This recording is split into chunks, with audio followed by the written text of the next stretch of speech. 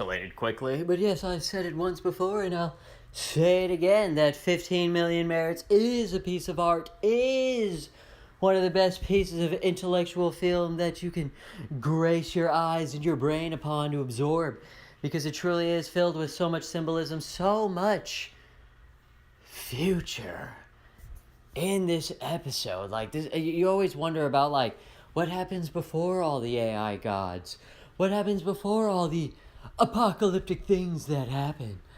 Oh yes, I would say that this is a pretty good scenario for the things to come, for the post-apocalyptic world. Oh yes, notice how they have their cubicles. Notice how they all have their digital avatars. Notice how this mirrors exactly our reality today. Oh yes, with all the 5 minutes of fame, all the non-importance and everything out there. Notice how they wish to push these same coffin, digital automated cubicles upon the rest of the population. Those Amazon toys are just the beginning. See the true vision that they hold dear to all of us. Oh yes. It's truly incredible. Did you also notice, without me telling you right now, that whenever they shoot the lemons, it also dehumanizes them even more? Oh, yes. How many of you realize that without me pointing it out first? But yes, there's so much symbolism in this every day that I could watch this hundreds of times, just like Snowpiercer, and find something new each time. Let's swerve gears for a second over here. I've noticed that the traitor, we can physically call him a traitor now. He admitted to being a traitor, so it's not a question. It's not for debate anymore. So he's got the maturity of an 8-year-old boy with the insecurity of a teenage girl. Oh, wow. Really hitting the precipice of the neurons there, aren't you, Benedict Arnold?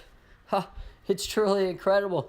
Notice how in the real reality he would have been arrested and tried and thrown in prison and everything, but notice how he's allowed to continue and flourish in the fake reality.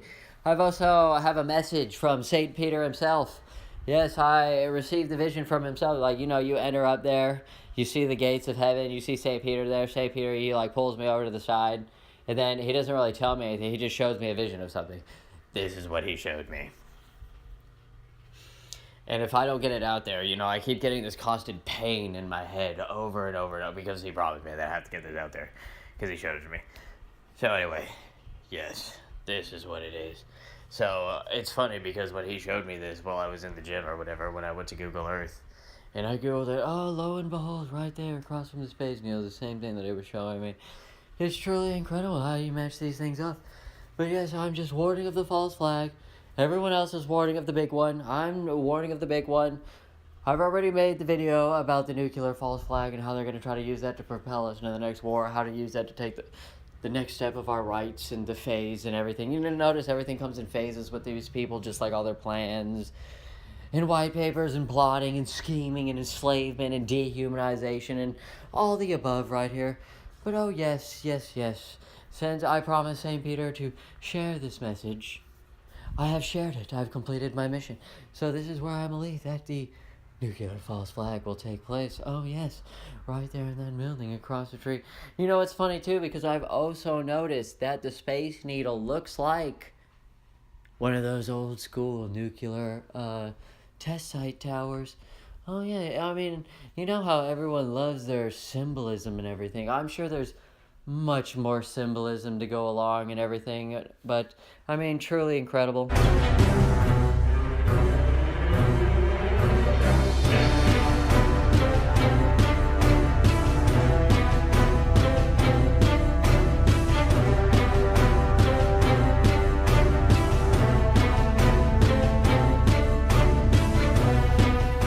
Now you're saying, Quick, we would like to believe you about the whole false flag thing, but how can we trust you about the whole psychic powers and everything before? Because you have yet to provide some shred. But don't worry, at the end of this video, you will see. But let us see, since they are not worried about nuclear war, they're not worried about the coming end, they're not worried about all the pestilence and radiation and famine and death and chaos and destruction and everything to come. No, we're worried about the fantasy. We're worried about the fake reality. Let us see what Indiana Jones himself has to say. Harrison Ford, remember, he believes in his mind that he survived a nuclear weapon, so stop giving power to people who don't believe in science. There's that word again, science. You know, I believe in science. I believe in a whole bunch of science that Harrison Ford probably doesn't believe in. So does that make him unqualified for anything? So let's see. Or worse than that, pretend they don't believe in science. Oh, who doesn't believe in science? That's what I'm curious about. Well, you know, when they say they don't believe in science, you mean we don't agree with your science? We don't agree with your mentality and how you view science and the way you process what you call science? Is that what you're saying we don't agree with? Because I have my own way of agreeing with things in science and all those things of that nature, because it's truly incredible how these things manifest themselves. Oh, yes. Notice how, who do you think it is? I'm pretty sure it's Jeff Bezos. Or is it George Soros? Is George Soros gonna see the aliens on the dark side of the moon? The demonic figure gonna see his masters? Oh, yes, let's see, SpaceX has signed the world's first private passenger to fly around the moon aboard our BFR launch vehicle. Remember, I've been reporting about the whole, like, shuttle transporting everything back and forth. But yeah, just don't keep listening to me. I don't know what I'm talking about. I haven't read all the documents. I haven't seen all the ancient government documents when the garden was down. I haven't seen all their off-world technology. I haven't seen, well, I mean, it's all old now because, you know, we've been locked out. We've been kept out for so long. We only have an old past vision. Who knows what they manifested now? That's what I'm saying. Like, this whole Space Force thing is all a big joke in your face, because that's just a secret space program manifested in front of you with a name on it, but yet no one's questioned anything about it because they just threw a name on it. I mean, look at the psychological manifestation that is right there. Isn't it truly incredible that that's all they have to do to take away all the, like, wondering and questions and secret space program answers? You know, they just say Space Force and everyone's, oh, I accept it. It's truly incredible. You know what else is incredible? Just like how the New York Times walks back a false story slamming UN Ambassador Nikki Haley. Have you ever needed more evidence to prove that Nikki Haley is part of that protected class? If you need more evidence to prove that she is the one who thinks that she's the hero of the United States, like I have been preaching, to bring this evil tyrant President Trump down, to save us Americans from his individual grasp, from his patriotic behavior. Oh yes, we need to be under globalism. We need to be under the UN control. Because remember, she believes she is the master of the UN. She controls everything. Oh yes. Let's take another side curve for a second. I'm hitting you with a bunch of talking points right now, just like McCarthyism. You know, I was thinking about this as I was researching the whole China, railroads in America. Oh yeah, let's look at this right here. So McCarthyism, second Red Scare, lasting from the 1940s through the 1950s. Okay, you know, when I was thinking about this, I was thinking, like, what if McCarthy was actually on to something, right? What if he was doing the right thing, but yet he was just distracted by the wrong enemy? Because, like good psychological warfare, like good agents of the intellectual mind, they just threw that red herring over there. Like, because, you know, most people aren't prepared for real psychological operations. Most people aren't prepared for real intellectual officers of the mind to come and warp and twist reality. Everyone is so unsuspecting to this. Unless your guard is up like Inception, where they talk about those mental defenses and stuff, you'll never know. You'll always be taken for a ride. But notice how Mao Zedong here. Oh, in the beginning. Up until 1976. Now, didn't we notice over there, back there with McCarthy, the Red Scare, what if this whole time McCarthy was right, but it wasn't just the Russians? That was the psychological it was the Chinese he was looking for this whole time. It wasn't that he was paranoid about communism and the Russians taking over.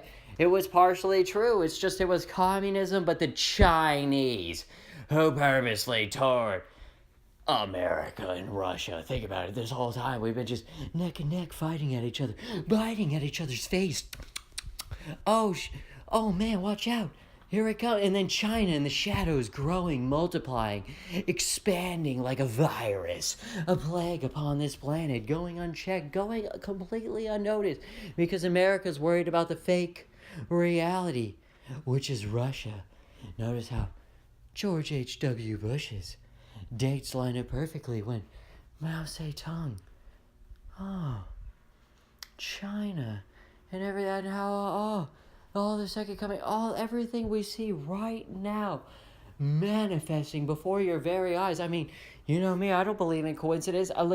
Look at how close or how intersecting these dates are. And we already know about George H.W. Bush's past. Oh, yes, it's not a secret. It's not a secret. Of course he would sell his house. He was been selling his house the entire time. His dad's been selling his house the entire time since the Nazi era, since Operation Paperclip, since everything else. It's truly incredible. Look at this climb. Look at this record. Look at everything. You're not going to tell me that this whole thing smells? You don't think that 9/11 wasn't an inside job? You're truly insane. Truly incredible. Look at how corrupt our government is. You can't make this stuff up. It really does perfectly line up. It really does just fall politically puzzly in place like how it's supposed to. Just like how everyone's making fun of this. This isn't a joke. This isn't a game. Just think about this. They think that you're so stupid. They think your intelligence is so low. They think that they're such masters of the universe that they can't even tell you the weather. Just think about that for a second. You're too docile. You're so incompetent. You can't even know the weather. Just think about the hubris. Just think about the mindset. Just think about the superiority complex of these people that they need to lie to you about the weather. It's not like you can't even just go outside or whatever. It's truly incredible how they need to build up such a fake reality, a false image in your mind, the destruction, the chaos. You see how they're all working together, plotting, planning to overthrow Trump? You think it's just a coincidence that we're just hyping up everything, just like the article, the death, the destruction, just like this right here? Who cares if they were... you ever notice that they never teach you anyone important, like Admiral Byrd or any of the other people that I talk about? I mean, I've made so many videos, it's hard to just keep track of everyone that I talk about. But I mean, look at all the intelligence that I spew right here. Don't you notice that the curriculum, the only thing you learn in school is like the political leaders and stuff like that are popular during this time, or who they want to talk about for each political class? I mean, it's really this easy. It's truly incredible. Hasn't anyone else noticed this? I feel like I'm taking crazy pills. I mean, it's this basic. They don't teach you about anyone important in history. They only teach you about the political people right now who are supposed to be important, who are trying to get elected to be president or some form of office. Oh, yes. And then when I was telling you before about the psychic world or whatever, transcending the 12 dimensions, has anyone been in this dimension before?